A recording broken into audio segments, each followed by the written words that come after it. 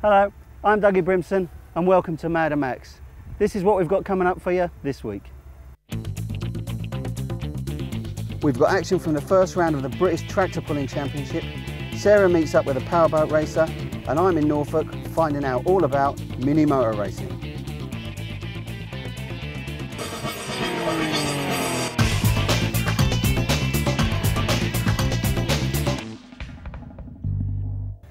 Here on Maxx we met lots of different people doing lots of different motorsports.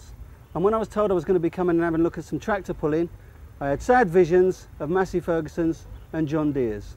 Oh, how wrong I was.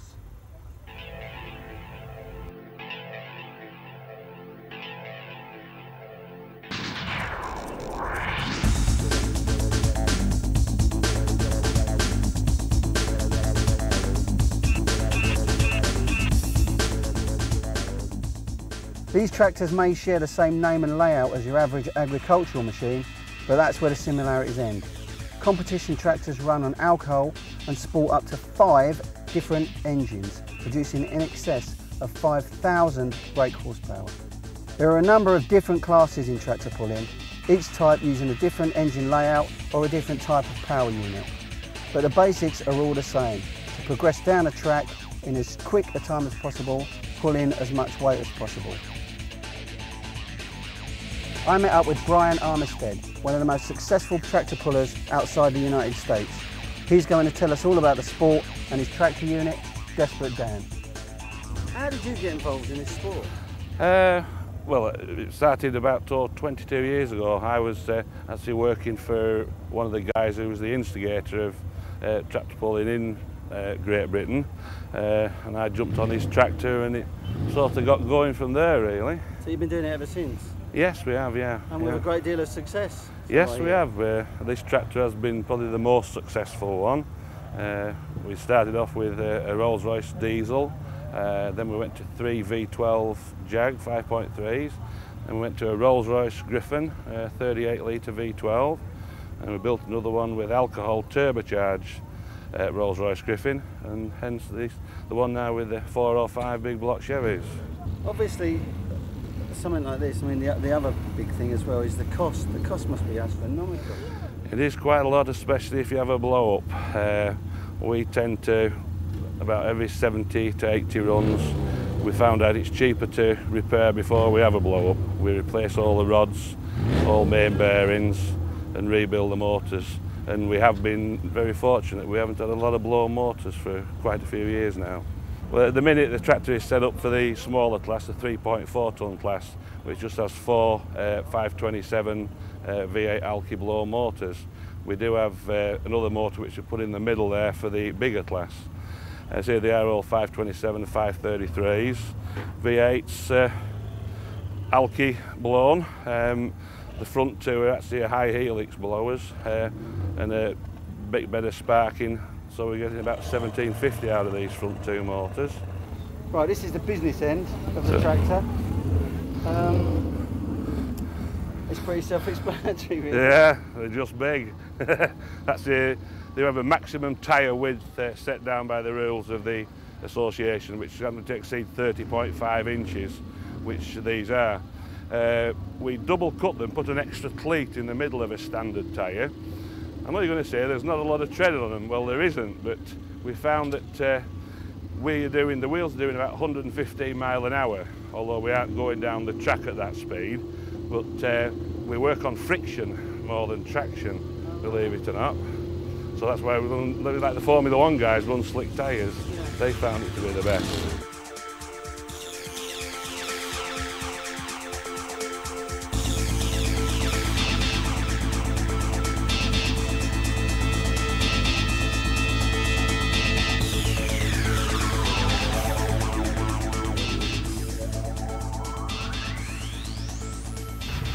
All right, Brian, we've just seen you have your first run. Yeah. How did it go? It went very well, actually. Lots of speed, and I think if we just put some more weight in the sledge now and put it up another gear, and we have what they call a pull-off then, so we'll see how we get on there. We've some very good tractors in this class though. So. Yeah, I mean, one of the things I've just cottoned on to the fact that they park you up here and you're not allowed to do any work on the tractors at all. No, you can just refuel anything that you can. If you had to repair, you could repair, but that's about all. Yeah, you can't alter any weights off the new. Yeah, that's what goes back to what you were saying earlier about tyre pressure and stuff like that. That's right, yeah. That's right, yeah. Kickers are out. Oh, hell right. So you're confident then? Well, we'll be thereabouts, I would hope. Yes, yeah. It is one of our good classes, this anyway, so we just have to see what happens. Well, we'll let you get on with it, and good luck for the rest of the day. Okay, look. Cheers, man. Okay, mate.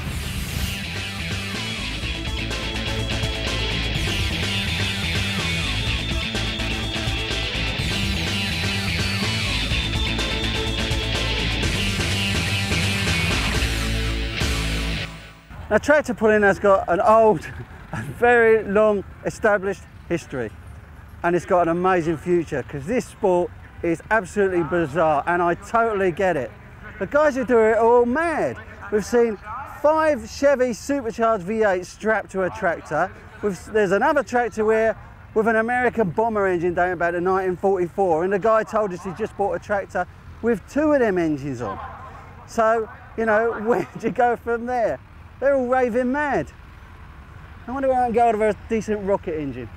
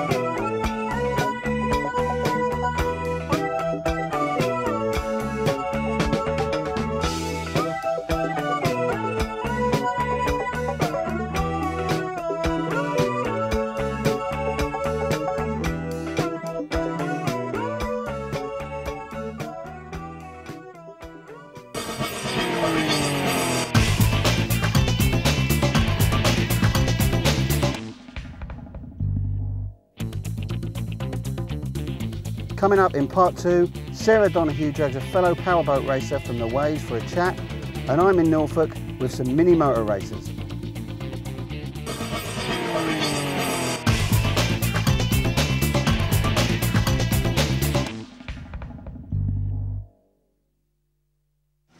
is my son Ben.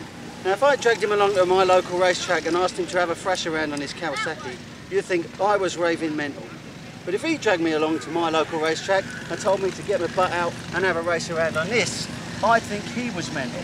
Yet people do it week in and week out. Not the odd one or two, but hundreds of them. Welcome to the world of mini motor racing.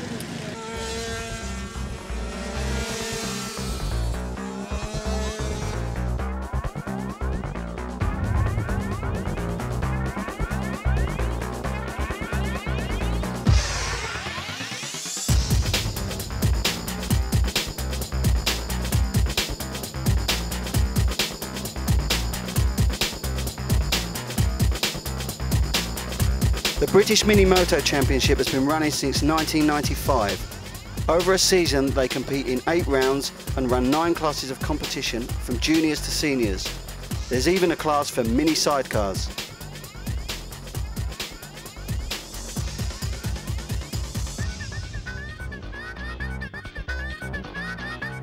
Meet Roy Hook, mini motor racer. It all started back in 1993 where I was working. And one of the guys said, do I fancy having a go on a mini moto? So I said, what's that? And he showed me a picture and I thought, wow, yeah, I'd love to.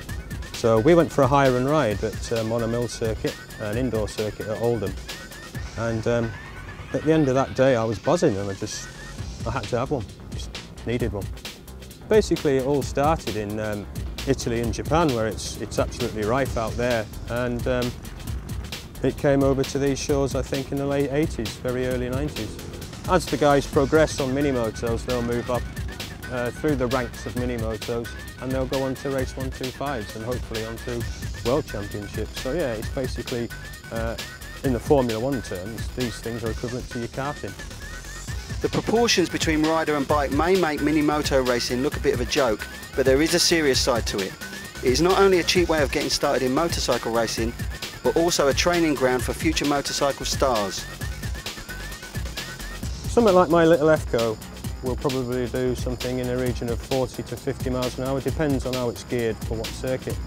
Some of the faster bikes, the Supers, are knocking out something like 12 horsepower, and with the right gearing they'll do 70 miles an hour. But we've had no major incidences at all. You are going to get crashes. But with all this gear on, it gives you a lot of confidence, and basically you're just going to slide along. Most circuits have got a lot of runoff area, so you are really just going to slide, you're not going to hit anything.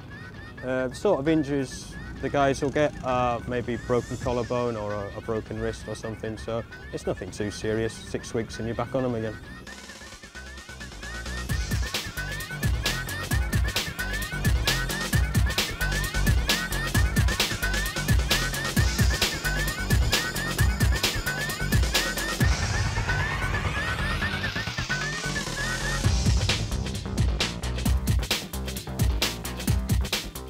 Joining me now is event organiser and racer, Judy Priestley.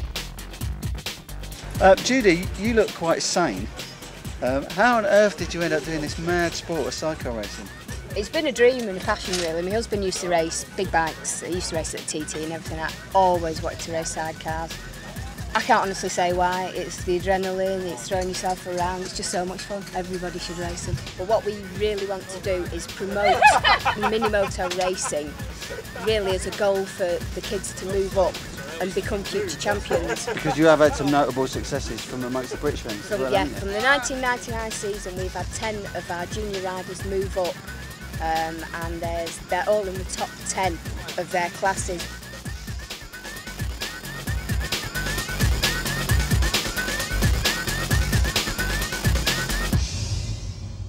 At first glance, mini motor racing is a mad thing competed in by mad people, but it isn't. It's actually a great sport and the people involved in it are fantastic. They're very passionate, very competitive, but above all, they have a great laugh. And if there's any better reason for competing in anything than that, then I don't know what it is.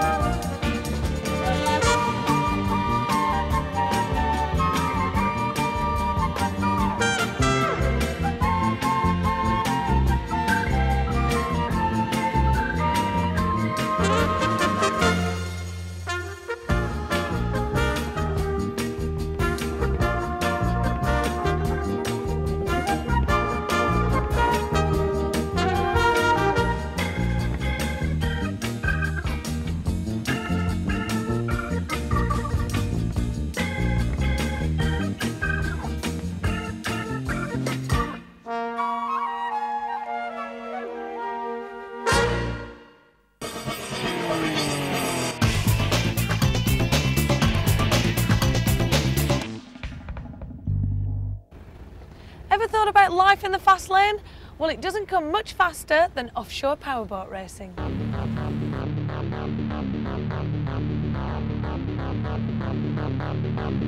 Tear shit up.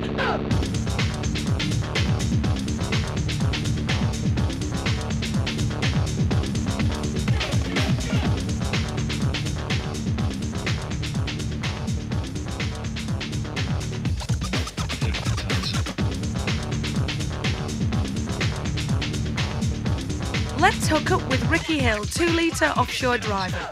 Now, you're running really well in the championship as well. I mean, you're running a second, and the only people in front of you are Pete and Dave, the world champions. You know, are you actually going to manage to try and beat them this season? We're trying. We've got a new gearbox to try and a couple of new propellers, and we just hope that we can catch them before the end of the year. Now, what's a good way of actually trying to catch them? Is there a huge difference, you know, in propellers, you know, when you change them and test them? There's a slight difference, but we're only looking for a mile an hour probably, but a mile an hour over a long race is a lot of miles. So where are you actually hoping to finish in the Worlds, which is obviously over in Italy? Well, I'd like to win it, but it's over 3 races, and the 3 races you get the points over that, and really if you win 2, come second in 2, or even a second, 2 seconds in a third, you've still got a good chance of winning it.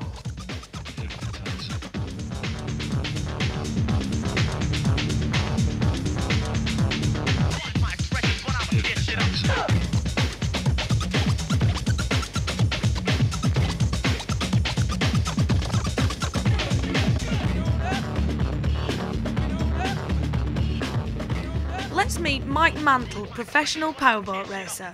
So how does it feel to be sort of such a good driver? Well, it took a long time to get there. I started way back before you were even thought of. And I started in Class 3 racing and progressed on to 2 and then 1. And luckily I was in the winning boat twice in the Cows Torquay in the original days when I went to Torquay and back. And I spent time as a navigator or as a driver. I even co-drove in a ski racing boat once, which is about the most scary thing because you face backwards. Mike, can you tell us a little bit about the design of this boat? Right, well it's a one design class, new concept. All the hulls are identical, engine's identical. It uses a Volvo Penta 5.7 litre V8, produces about 280-290 horsepower. It's a multi-stepped hull with little wings on it. The concept of this multi-stepping is now the way to go with monohull racing. Makes the boat quite fast for its size, a good recovery in rough water, and the wings help it stabilise at speed. Now, when you talk about speed there, what's the top speed of this boat? Well, it's really built for offshore racing, so it's not the fastest for the hull configuration. It should do between 75 and 80 miles an hour, Yeah. and we've yet to have one on a measured run, so we're not quite sure yet.